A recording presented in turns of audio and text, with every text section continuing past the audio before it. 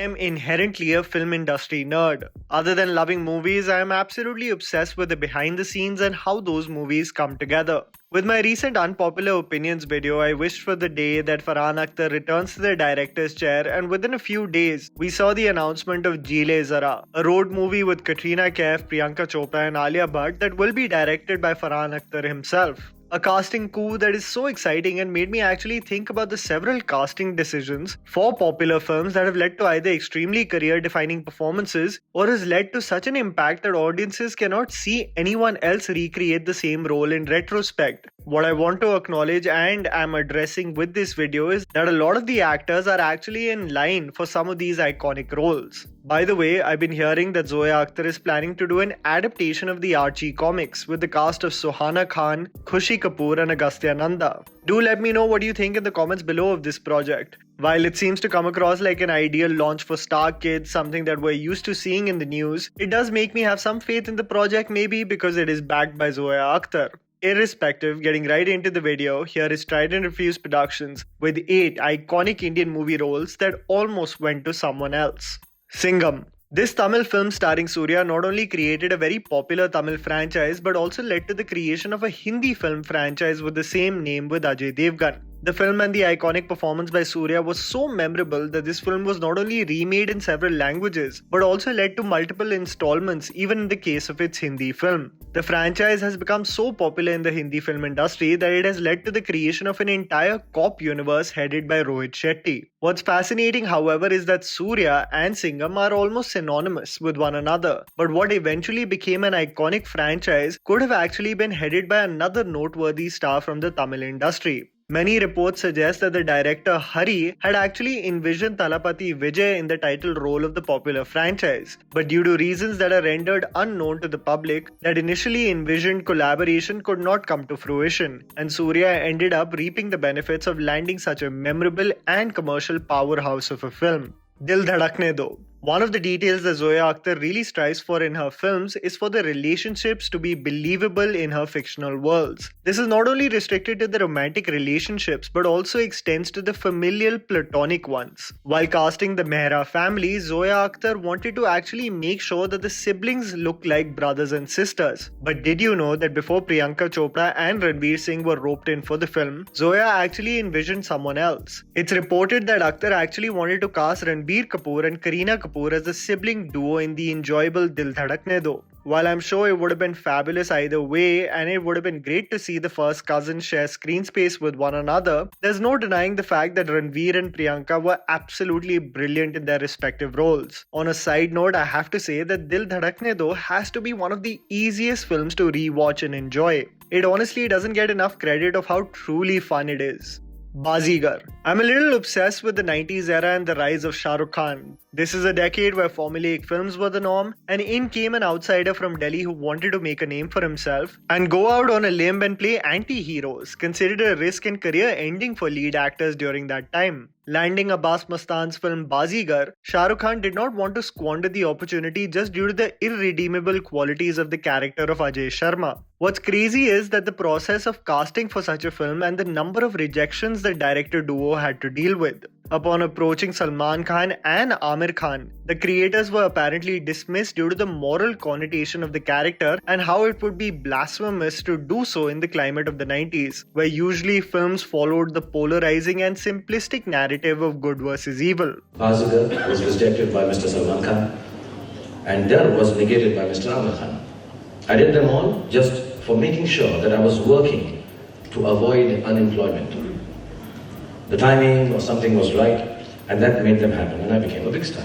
Upon further rejection by Anil Kapoor apparently, Shah Rukh Khan convinced the producers at Venus that he was capable for the role, while the casting was criticized by trade pundits, who incorrectly predicted that a boy with cute dimples would never be accepted as an anti-hero. It's safe to say, all of that is history, and a star was made.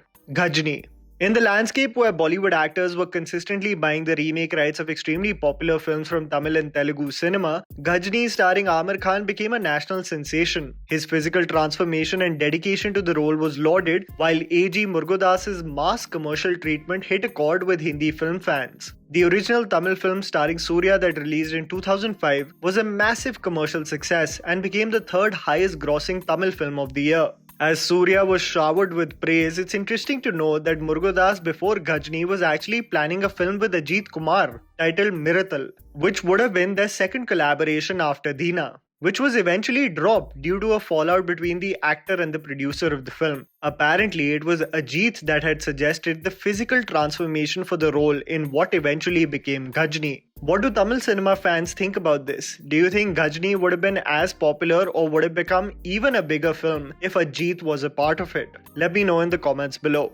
Trisham. One of the most popular films from the Malayalam film industry is Trisham, a franchise that materialized into a sequel that gained national recognition and everyone felt invested in 2021. This is a thriller franchise where the viewers were actually in awe of the detailed writing by Jeetu Joseph and could not imagine anyone else other than Mohan Lal play the role of George Kutti. What's fascinating, however, is that Jeetu Joseph had actually approached Mammootty for the role. If the reports are to be believed, the legend did not specifically reject the role but had to give it a pass due to his hectic shooting schedules. Also, the grapevine suggests that Mammootty had actually recommended Mohan Lal's name for the same. I can't imagine anyone else other than Mohan Lal in this world that led to several remakes in different languages. It's safe to say that fate has its own way of providing individuals roles that they are just meant to portray.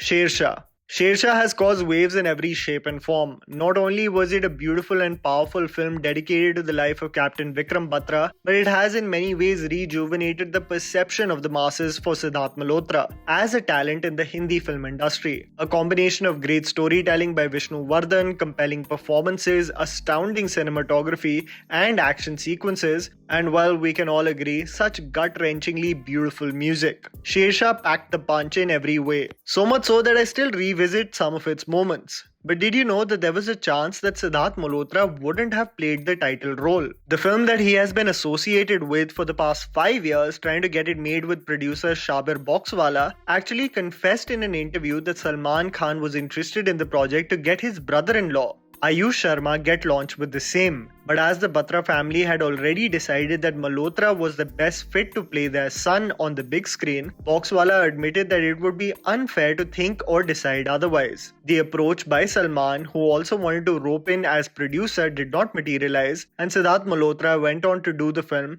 that we all loved and celebrated this year, while Ayush Sharma went on to do his debut with Love Yatri. Could you imagine now anyone else doing Vikram Batra's role other than Siddharth? Dil Chahta Hai, a film that is considered to be a game changer in the tonality in which Hindi cinema presented its stories, is Dil Chahta Hai, directed by Farhan Akhtar, a young director who paved the way for characters and a narrative that was as contemporary as ever. The formulation of the iconic cast of the film is a whirlwind in itself. The cast of Amir Khan, Akshay Khanna and Saif Ali Khan went on to become an iconic trio, which wasn't how Akhtar initially intended it to be. When I was writing the script, the primary cast at that point was Akshay, Saif and Hrithik. Akshay I had spoken to do Amir's part, okay, and he had agreed to do it. Okay. Then I met Hrithik to do Akshay's part. Okay. Yeah, right. Right. After which, and then he said that he couldn't do it. That's when I met Abhishek to do. You went to Abhishek Bachchan as well. Yeah, to do Sid's part, which Akshay finally did. Abhishek couldn't do it. This is like. Yeah, so it just went this is like. After finally Amir Khan being roped in and wanting to do the role of Akash that was initially offered to Akshay Khanna, finally the film had a cast, and well, the rest is history. I honestly cannot imagine the trio to be anything else other than what it was. Bajirao Mastani. Sanjay Leela Bhansali films are nothing short of a spectacle, Bajirao Mastani being one of them. While the final cast of the film in the form of Ranveer Singh, Deepika Padukone and Priyanka Chopra did a formidable job in the film, making it one of the biggest commercial successes of the year, opulent sets, beautiful music and some hard-hitting dialogues aside, it's interesting to know that Bhansali has been trying to make this film actually since 2003 post Devdas. I was surprised to also know that it wasn't only Sanjay Leela Bhansali but several other directors who attempted wanted to make the same story a reality on the big screen. The film was also announced by 2-3 other filmmakers before. Muzaffar Ali had made an attempt to make Bajirao Mastani with Rekha and Smita Patil. Before that was Manmohan Desai was going to make, when Neetu Singh was supposed to be Mastani. Okay. And Kamal Amrohi Saab was going to make Bajirao Mastani, which that didn't happen. Right. So somebody came and said, I don't think this film will ever happen, because those greats have tried and it's not happened, and you have tried twice over, thrice over. छोड़ दो इस film को, ये होना ही नहीं है. Bhansali himself had envisioned Salman Khan and Aishwarya Rai as Bajirao and Mastani respectively. Irrespective, it's still interesting to understand the what-ifs that were possible with some of the most iconic roles of Hindi cinema. And that was the video, guys. Write down in the comments below whether you have some video ideas for our channel. Please don't forget to follow me on Instagram. The handle is right in front of you. Follow me at JammyPants4. Also, please support us by smashing the like button and subscribing to our channel for weekly content ahead. Thank you for watching.